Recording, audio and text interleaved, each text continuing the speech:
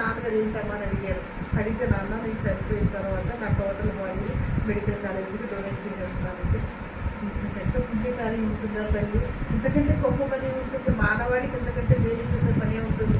నేను కూడా చేస్తానమ్మా, నాకైతే చెప్పలేదన్న. లేకపోతే నాన్నగారు బాడీని రిజిస్ట్రేషన్ చేశారు. తర్వాత నాన్నగారు స్నేహితులు మన సురాబాబాయ్ గారు, లక్ష్మీకాంతమ్మ గారు, ఇందాక చెప్పిన పెద్దలు ఒక 35 మంది కలిసి వస్తే అందరు బాడీస్ని ఇలాగా రిజిస్ట్రేషన్ చేసి మెడికల్ కాలేజీకి ఒకే రోజున, అది భారతదేశ చరిత్రలో ఎక్కువ జరగలేదండి.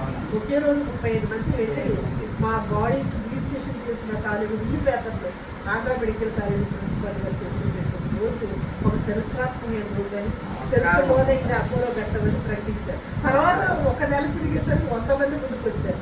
తర్వాత కొన్ని వందల మంది అయ్యారు. విశాఖపట్నంలో 18,000 మంది ఉన్నారు. ఇప్పటికీ మన సంస్థ ద్వారా 18,000 ఎంతోనే అయ్యారు. ఒకసారి